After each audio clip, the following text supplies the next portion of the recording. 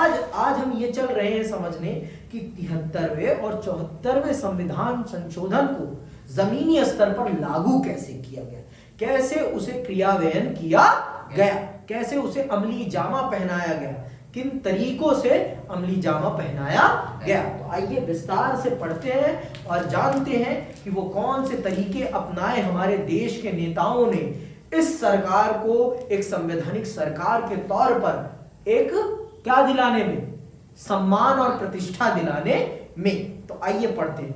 अब सभी प्रदेशों ने 73वें संविधान संशोधन के प्रावधानों को लागू करने के लिए कानून बना दिए हैं। इन प्रावधानों को अस्तित्व में आए अब 10 वर्ष से ज्यादा हो गया। 10 वर्ष क्या, अब तो हो गए हैं आपके कितने वर्ष, आप आज के टाइम पे आपके 94 से ले लो, 94 से 2000, तो इसका मतलब 30 साल पूरे हो चुके हैं। 30 साल हो गए हैं, है ना, स्थानीय शासन को अस्तित्व में आए हुए।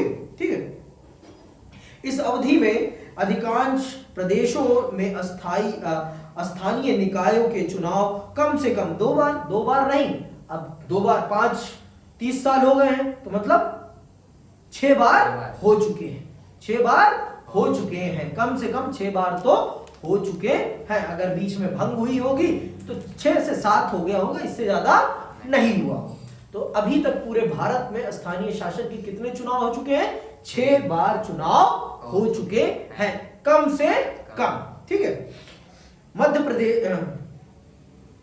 प्रदेश और राजस्थान तथा कुछ और प्रदेशों में तो अब तक 3-3 दफे चुनाव हो चुके हैं। मतलब ये ज्यादा, ये पुराना डाटा है, ठीक है, नया डाटा और कुछ कह रहा होगा।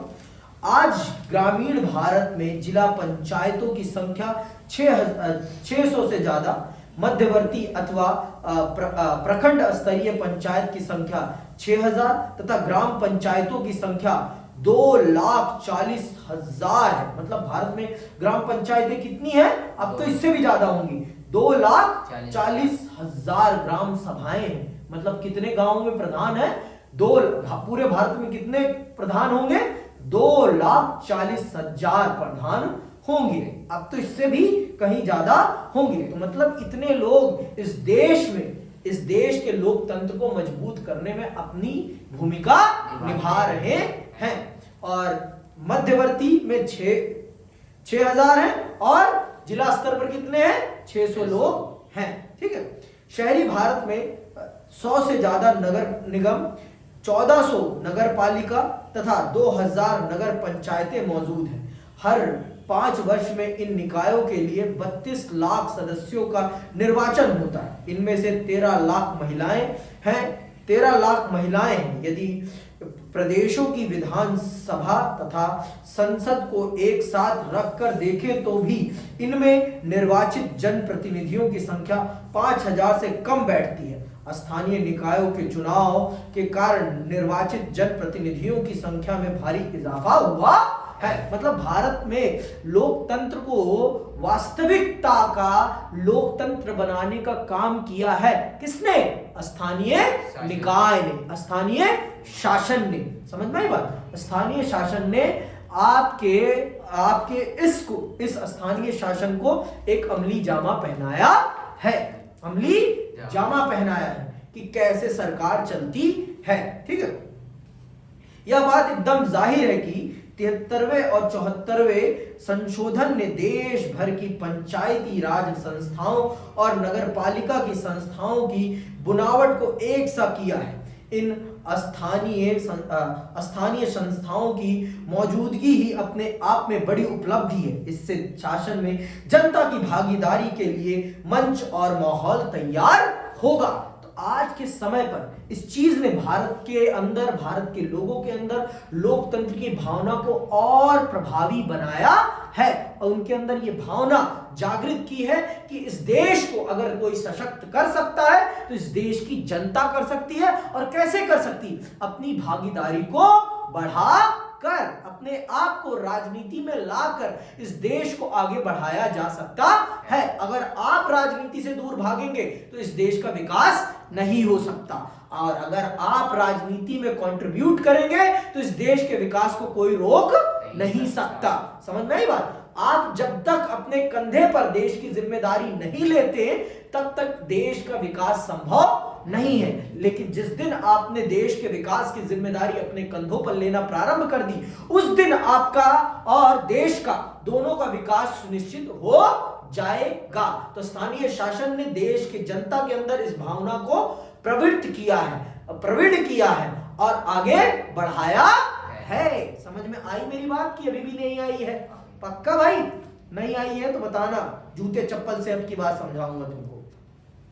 पंचायतों और नगर पालिकाओं में महिलाओं के लिए आरक्षण के प्रावधान के कारण स्थानीय निकायों में महिलाओं की भारी संख्या में मौजूदगी सुनिश्चित हुई है।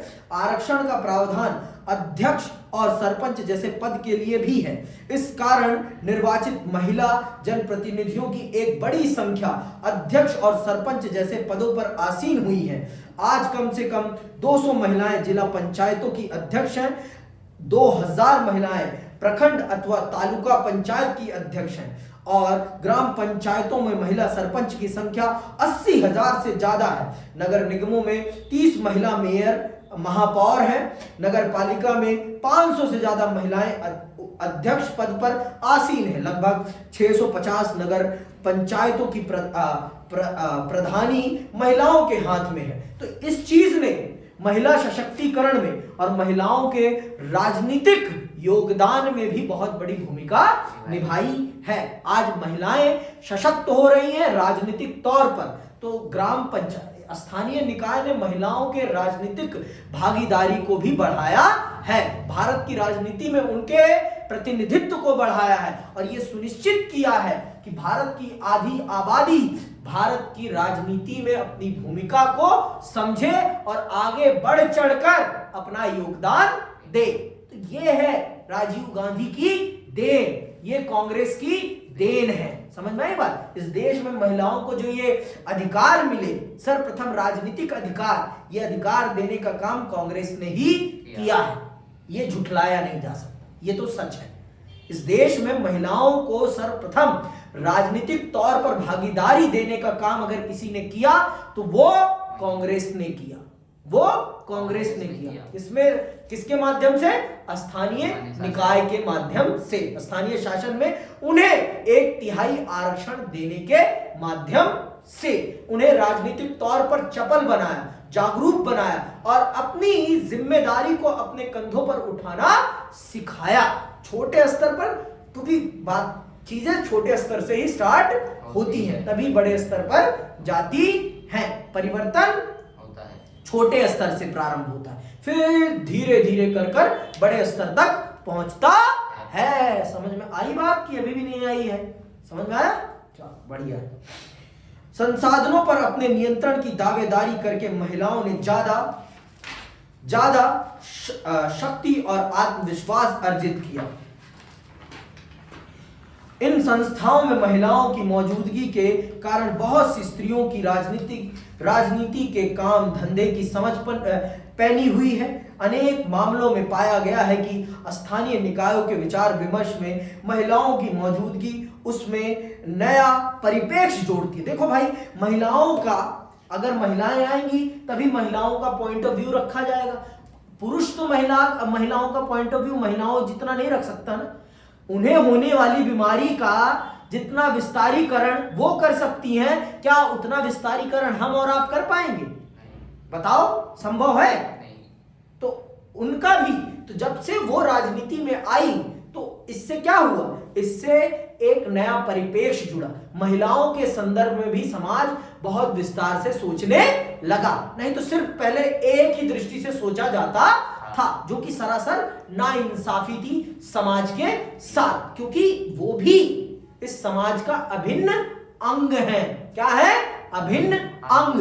और अगर उनके बारे में नहीं सोचा जाएगा तो इस देश का आगे विकास कैसे हो पाएगा? बताओ, हो पाएगा? कदापि नहीं हो पाएगा। मेरी बात को समझे रामलाल कि नहीं समझे? अभी भी समझ गए? ठीक है, कुछ गलत तो नहीं कहा मैंने? गलत कहा हो तो बता देना मुझे। आगे सुनो।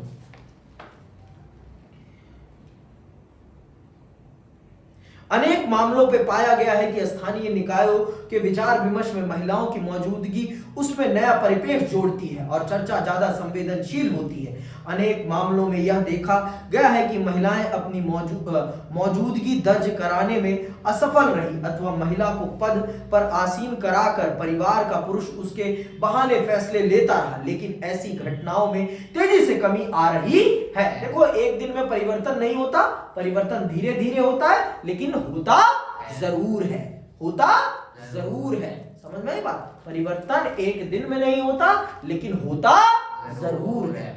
समझ में आई बात? होता जरूर है। ये बात समझ लो, इस बात को कभी भूलना नहीं है। इस बात को सदैव याद रखना कि परिवर्तन होता जरूर है, कभी परिवर्तन रोका नहीं जा सकता। परिवर्तन होगा ही होगा, परिवर्तन होकर ही रहेगा। समझ में आई बात? आगे सुनिए। अनुसूचित जाति और अनुसूचित जनजाति के लिए आरक्षण को संविधान संशोधन ने ही अनिवार्य बना दिया है। इसके साथ ही अधिकांश प्रदेशों ने पिछड़ी जाति के लिए आरक्षण का प्रावधान बनाया है। भारत की जनसंख्या में 16.2% अनुसूचित जाति तथा 8.2% अनुसूचित जनजाति है। स्थानीय शासन के शहरी और ग्रामीण इलाकों के निर्वाचित सदस्यों में इन समुदायों के सदस्यों की संख्या लगभग 6.6 लाख है। इससे स्थानीय निकायों की सामाजिक बुनावट में भारी बदलाव आए हैं। ये निकाय जिस सामाजिक सच्चाई के बीच काम कर रहे हैं, अब उस सच्चाई की नुमाइंदगी इन निकायों के जरिए ज्यादा हो रही है।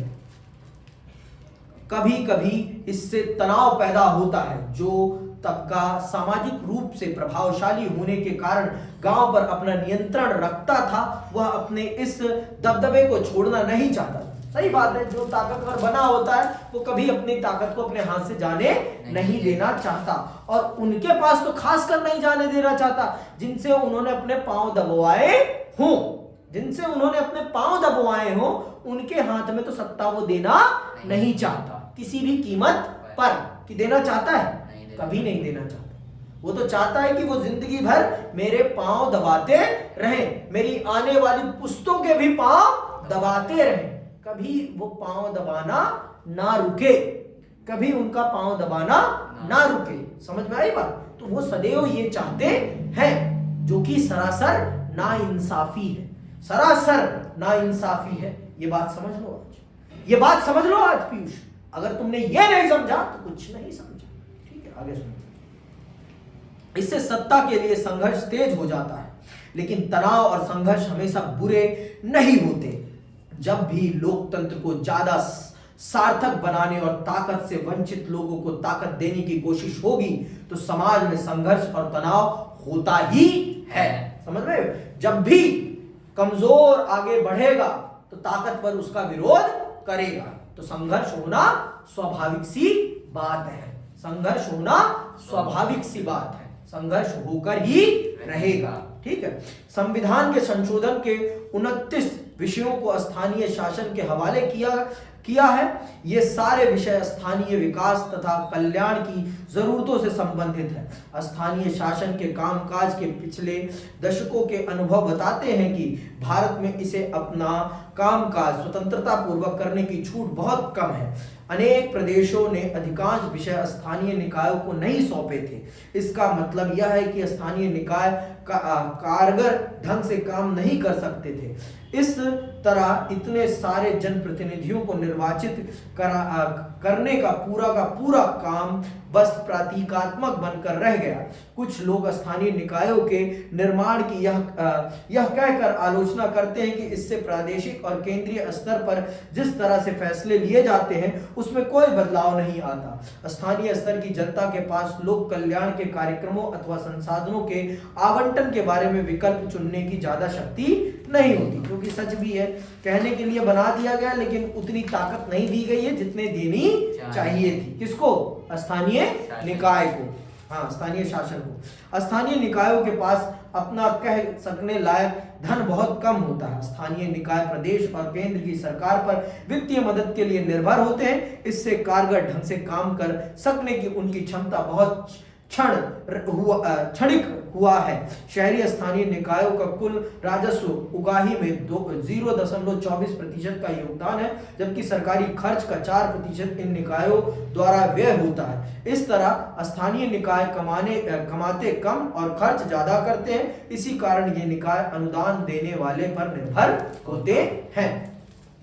देखो, सब कुछ पैसा ही है और इन निकायों के पास, स्थानीय निकायों के पास पैसे की कमाई का कोई रास्ता नहीं है। इनके पास कमाई के बहुत ही निम्न रास्ते हैं, लेकिन खर्चा तो है, जिम्मेदारियां तो है।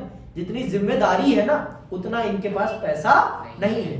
तो फिर ये दूसरे केंद्र सरकार और राज्य सरकारों पर अपनी आय के लिए निर्भर रहती हैं। तो इनके लिए कहने के लिए संविधान ने जिस सोच से इनको शक्तियां इनको बनाया, आज तक वो अमली जामा सही ढंग से नहीं पहनाया जा सका है। लेकिन इनको बनाने के पीछे जो राजनीतिक उद्देश्य था, उन उद्देश्यों में से कुछ उद्देश्यों की तो पूर्ति हुई है। लोगों में राजनीतिक चेतना पैदा हुई है, जो कि सबसे बड़ी बात है। लोग राजनीति के प्रति जागरूक हुए हैं और उसमें अपना पार्टिसिपेशन दे रहे हैं, वही सबसे बड़ी बात है।